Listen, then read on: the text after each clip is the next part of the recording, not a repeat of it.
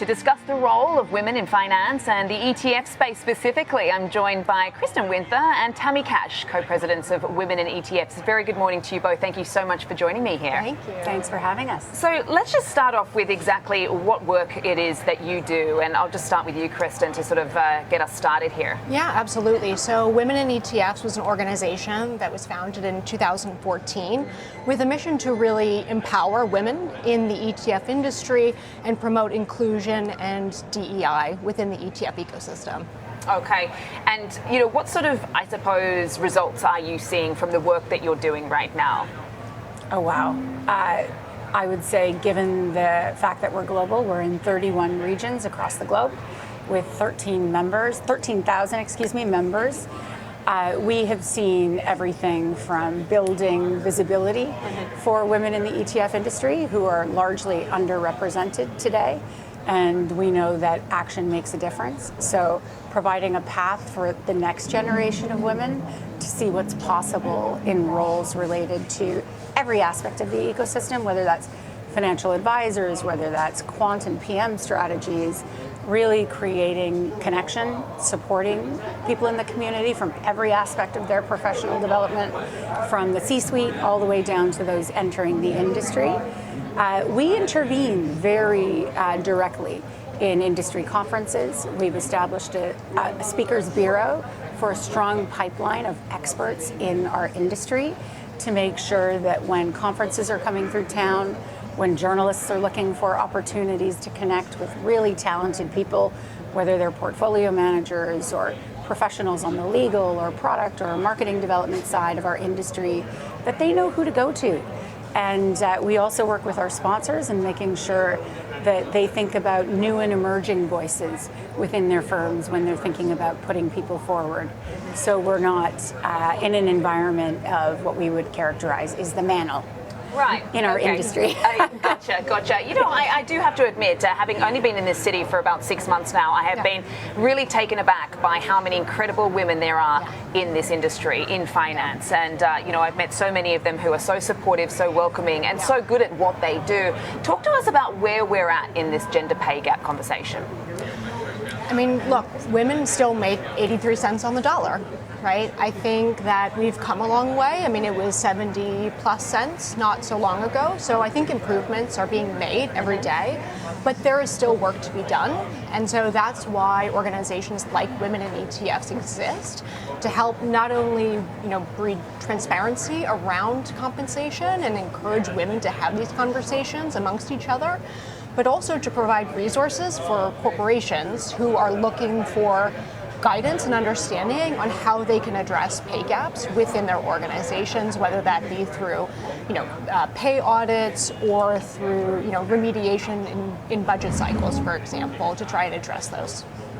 Okay, and let's just talk about, what companies are doing right now to support women. I mean, what conversations are you having with various businesses, organization to really help that as well? And, what are you hearing as far as, women, what they also want out of an organization too? Because, there is a big, I suppose, conflict, when you want to start a family, etc., how much time you're able to take off and how you're able to balance that. Such a good question, and love that you're talking about time for family.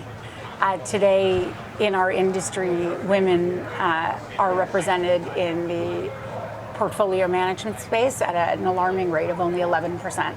That's down from 13% 2 decades ago. And for US financial advisors, the number still sits at 24 to 25%. There are some systemic issues for why this is the case.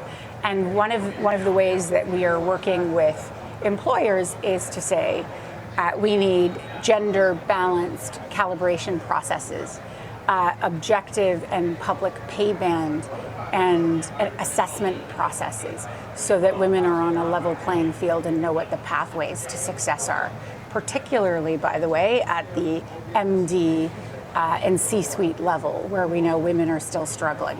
While advancements have been made at the board level, which is great, MSCI, I think, just produced some really wonderful research around getting to that critical mass of 35%.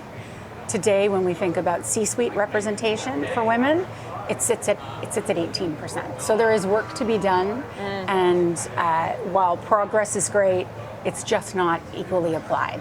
So we will work with companies in identifying opportunities to really showcase female leaders and really amplify the work that is being done.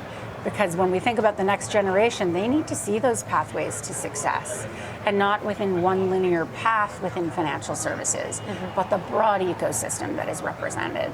And that's the rewarding work that we do with women in ETFs, with university outreach. So we work with our partners and sponsors in making sure that they get in front of the next generation of women entering our industry, which is a really rewarding part of what we do.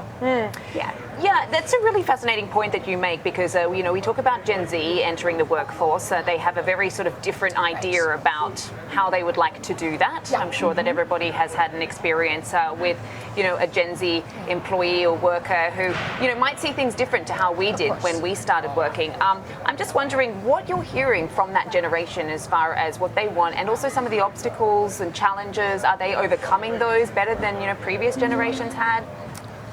I think it still remains to be seen in some respects. I think for us as leadership within women in ETFs, we think it's extremely important to bridge that gap. And that's why organizations like ours exist to connect women and men at all stages of their careers, right? So as new women enter the workforce, I think there are certain things that are very important to us from a programming perspective, like leadership training opportunities, connecting women with mentorship opportunities, so that they have the tools they need in order to succeed in the early parts of their career. And also providing guidance from very senior women who I think can help them, again, bridge that gap between the sort of needs and wants of Gen Z versus where you might see some more kind of historical ways of working. One interesting observation that we've seen with the Gen Z cohort is the impact of COVID, candidly, and getting back into in-person networking. Right. And ensuring that from our leadership and community that we encourage these women to get comfortable with networking in all of the ways that that entails. And when we think about the impact of the isolation related to that COVID period, we've noticed it's a bit harder to get the younger generation out and comfortable with networking. So providing some solutions for why that's critically important in your career. I have a saying, your network is your net worth.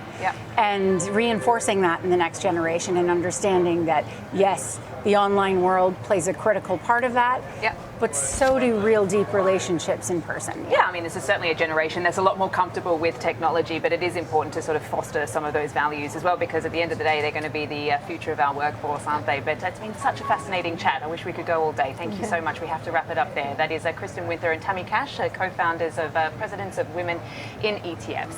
Thank you so much for your time.